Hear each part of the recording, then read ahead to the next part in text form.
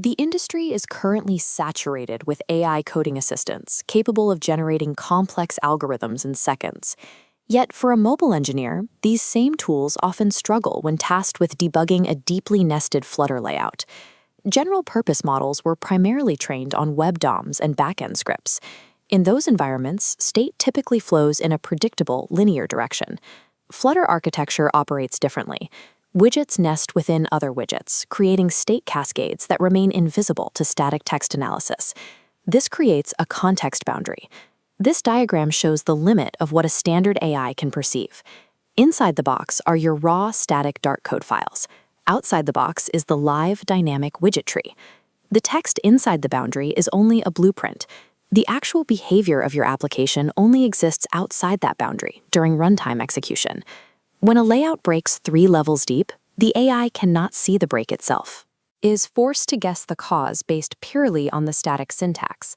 Consequently, the utility of an AI in Flutter depends on its architectural ability to pierce this static context boundary, rather than the raw size of the underlying language model. GitHub Copilot represents the baseline for this technology. It functions as a strict, localized text predictor, analyzing the specific file currently in focus. For generating boilerplate UI elements or basic forms, it is highly effective. The necessary context to complete the task exists entirely within that localized syntax. Tools like Cursor attempt to solve the context problem through scale. Watch how the context boundary expands here, encompassing the entire project directory and mapping dozens of connected files, while still remaining isolated from the runtime environment outside. This expanded scope allows the AI to reason across multiple files at once, which is effective for scaffolding cross-platform architecture and reading dependencies across directories. But if a widget tree rebuilds unexpectedly, cross-file reasoning hits a wall. The bug is a runtime state issue, not a syntax error. Expanding static context horizontally across a directory does not grant vertical visibility into the runtime environment.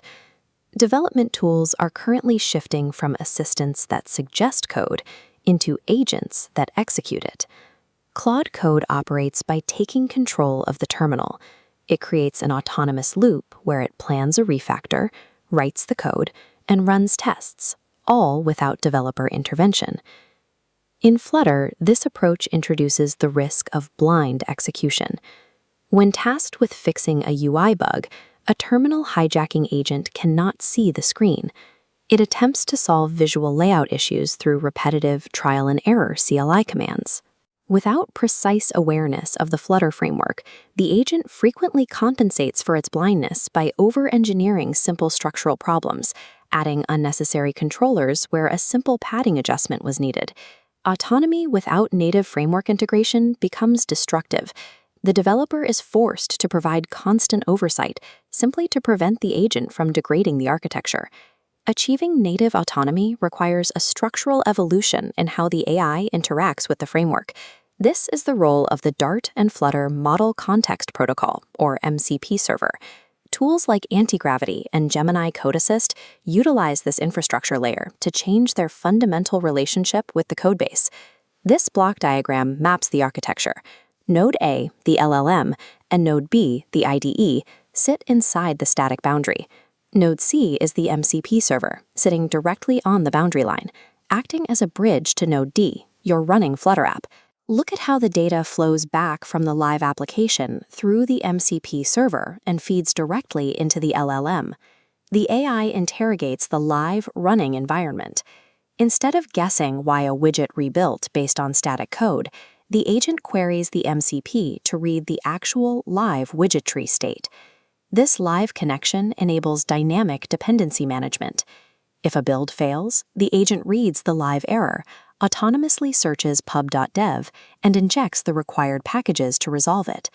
It can also programmatically trigger hot reloads to immediately test its own adjustments. When the agent pushes a command to hot reload, it verifies its changes by parsing live runtime errors returned directly from the emulator via the bridge. This creates a targeted, state-aware execution loop, replacing the blind trial-and-error approach of standard CLI agents. Native autonomy is defined by the AI possessing bidirectional access to the application's runtime execution loop. We can map the AI toolchain onto a comparative matrix.